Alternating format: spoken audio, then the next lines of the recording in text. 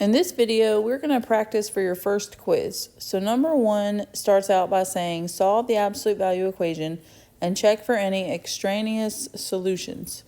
So let's get started. We need to get the absolute value symbol by itself. So first I'm going to subtract 2 from both sides.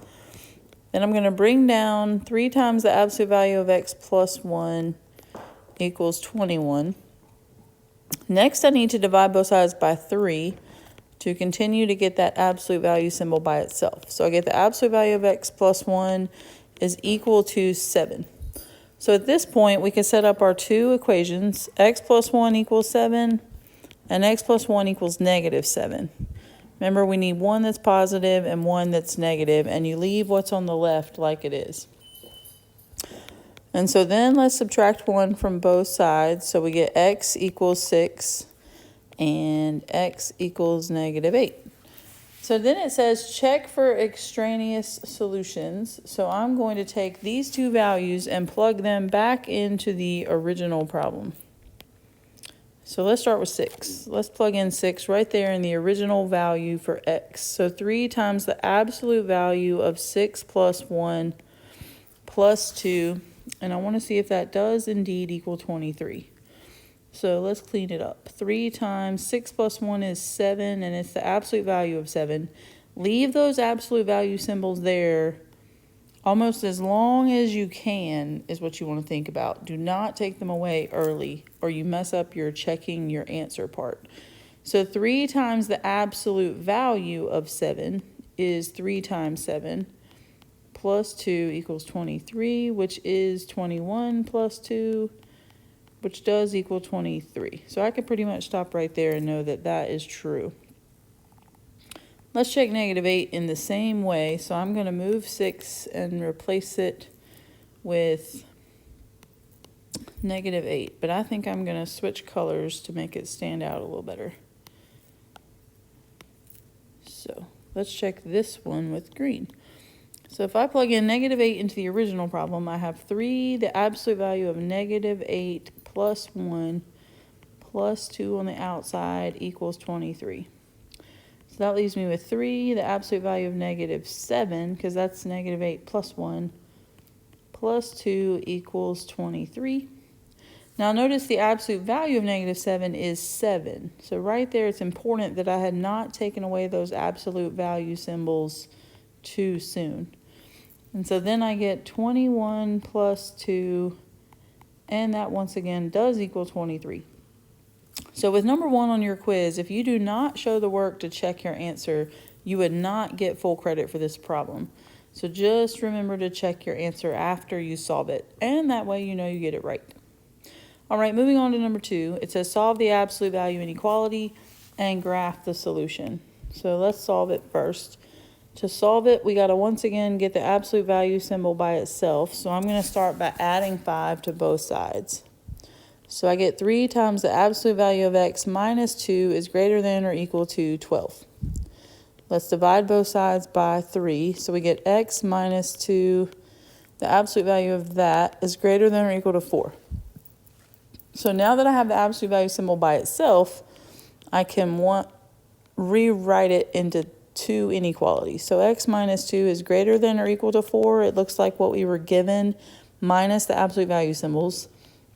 And x minus 2, and change your sign, so make it less than or equal to, and change the sign of 4 to negative 4. So then we just need to add 2. And so we get x is greater than or equal to 6. And over here on the right, we get x is less than or equal to negative 2. Now, if we look back in our problem, right here in this step is where the absolute value bars are by themselves. So when the absolute value is by itself, let me spell that correctly, we can check on whether it's and or. So this is a greater than sign, so it is great or, which helps me with my graph. So to graph my solution, I'm going to go to negative 2 and put a closed circle because it was less than or equal to negative 2. I'm going to go to 6 and put a closed circle because it's greater than or equal to 6. And then I know it's an or style of a graph, so they should go away from each other when I shade them. So it would look like that. And that is it for number 2. All right, let's take a look at number 3. It says a company makes and boxes spaghetti. One machine fills each box with approximately 12 ounces of spaghetti. After the boxes are filled, another machine weighs each box. A box is discarded if the weight of the box differs by more than 0.4 ounce from the target weight of 12 ounces. Write an absolute value inequality to find the range of acceptable weights X of the spaghetti. So let's grab a color and set it up.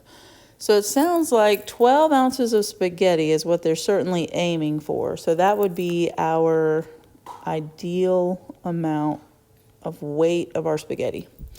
And then there's a tolerance of 0.4. It can have a little wiggle room, and it can be off by 0.4 ounces. So to write our equation, we got to remember how to set it up. It's actual minus the ideal. The absolute value of all of that is less than or equal to the tolerance.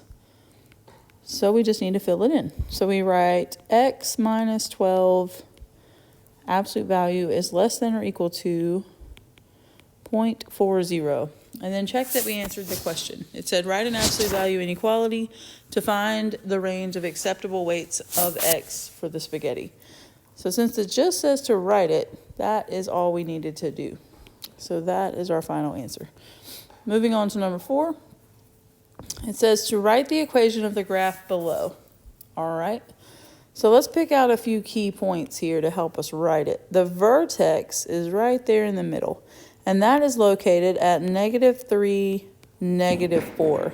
So to write my equation, I need to put those numbers in my equation down here at the bottom. So I'm going to write y equals, leave space in case I need to put an a value in the front. And I'm going to put x plus 3 inside the absolute value because that helps it to go left 3.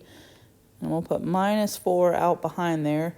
And then the a value is related to the slope of the graph. So from one point to the next, how far is it going up and over? And it definitely looks like it's just a 1. So a, if anything, is just a 1. But you don't have to write 1 right there. You could just leave it out because a really isn't going to have a 1 when you see it. But if you write it, then it says state the vertex and all transformations from the parent function. So the vertex we actually already wrote on our graph over there in red. So I'm just going to rewrite it over here. So -3, -4, and then the transformations we've talked about a little bit. From the vertex, you can see that it moved left 3 and down 4. And then it did not reflect over the x-axis because it was not facing down. And A did not make it stretch or shrink because the slope of each side is just 1. So that's it for that part. The last question is to state the y-intercept. So we just need to find the one spot where it touches the y-axis, which is right there at 0, -1. All right, so one last question for our quiz review. It says Sarah said the equation for the graph below is y equals -3, absolute value of x minus 3 plus 5. Maya said the equation is that, and Reggie said the equation is something different, and Travis had his opinion. Who is correct and why, and give your explanation in a complete sentence. So it's similar to number 4. We need to pick out what's going on. So let's just pick out the vertex. -3. 5 is our vertex. So someone with their equation needs to have x plus 3 and plus 5. And then the slope looks like it's going down 1 box and over 1 box either way. So that's a negative in the front. Put y equals and then go find out who got it right. So let's see. Sarah is not right because she has a -3. Maya is not right because she has 3 out front for A and a -3. And Reggie has exactly what we're looking for. So he is correct. And then Travis was not correct because he's missing a negative sign in the front. So Reggie is the winner.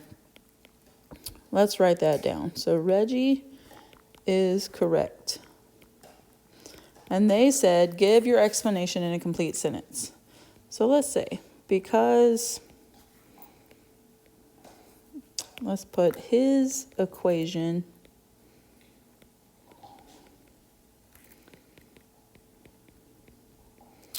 included the correct vertex, because that helped us to find our answer. You want to write out whatever helps you figure it out. So the vertex helped us figure it out. So let's write the vertex of -3, 5. And it's also important to mention that his A value was negative. So let's just write that in. His A was -1, which was important. So Reggie is correct because his equation included the correct vertex, -3, 5, and his A was -1. All right, so that's it for our quiz review. What I would recommend is that you go through each problem and you first try it yourself and then play the video to see if you get what I got.